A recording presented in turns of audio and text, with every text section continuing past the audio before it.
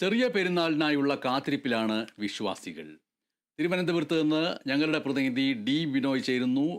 D Binoy, ശവ്വാൽ മാസപ്പിറവി കാണുമോ എന്നുള്ള പ്രതീക്ഷ ഇസ്ലാം മതവിശ്വാസികൾ അവരുടെ മനസ്സിൽ ഇപ്പോഴാണ് ആ പ്രതീക്ഷ സജീവമായിട്ടുള്ളത്. എന്തൊക്കെയാണ് തിരുവനന്തപുരത്ത് നിന്ന് പറയാനുള്ളത്?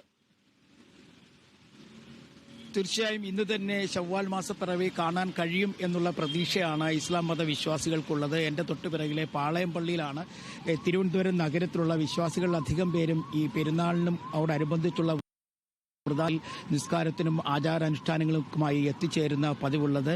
ഇത്തരത്തിൽ നിരവധി പേർ ഇപ്പോൾ ഇവിടത്തേക്ക് എത്തിച്ചേർന്നുകൊണ്ടിരിക്കുന്നു. ഏകദേശം ഒരു 6:30 മണി കഴിയുന്നതോടുകൂടി മാത്രമേ ഇതുമായി ബന്ധപ്പെട്ട കൃത്യമായ വിവരങ്ങൾ നമുക്ക് ലഭ്യമാവുകയുള്ളൂ.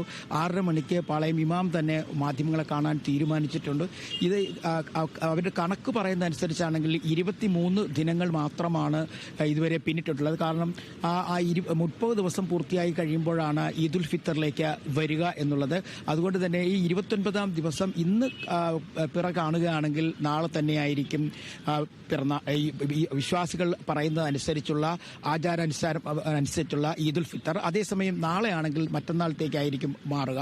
അത്തരത്തിൽ വലിയ തരത്തിലുള്ള നാട് എല്ലാ അർത്ഥത്തിലും ഒരുങ്ങിക്കഴിഞ്ഞിരിക്കുന്നു തന്നെ നമുക്ക് പറയാൻ കഴിയും. കാരണം വിശ്വാസികളിൽ നല്ലൊരു ശതമാനവും ഏറ്റവും കൂടുതൽ കഠിന വ്രതാനുഷ്ഠാനങ്ങളുടെ നാൾവഴികളിലൂടെ സഞ്ചരിച്ചു പോകുന്ന ദിവസങ്ങളായിരുന്നു. അതുകൊണ്ട് തന്നെ പ്രാർത്ഥനയുടെ നാളുകളായിരുന്നു. അതിന് ഒരു അവസാനം കുറിക്കുന്ന ദിവസം കൂടിയാണ് ഇന്ന്. ആ വ്രതാനുഷ്ഠാനങ്ങൾക്ക് അവസാനം കുറിക്കുന്ന ദിവസം കൂടിയാണ് ഇന്ന് എന്ന് വേണമെങ്കിൽ പറയാൻ കഴിയും. കാരണം ഇന്ന് തന്നെ പിറ കാണാൻ കഴിയുമെന്നുള്ളൊരു വിശ്വാസവും മുതിർന്ന ഇമാമുമാരൊക്കെ പങ്കുവയ്ക്കുന്നുണ്ട്. എന്തായാലും അല്പസമയത്തിനുള്ളിൽ തന്നെ ഇതുമായി ബന്ധപ്പെട്ട വിവരങ്ങൾ നമുക്ക് ലഭ്യമാകും. MS.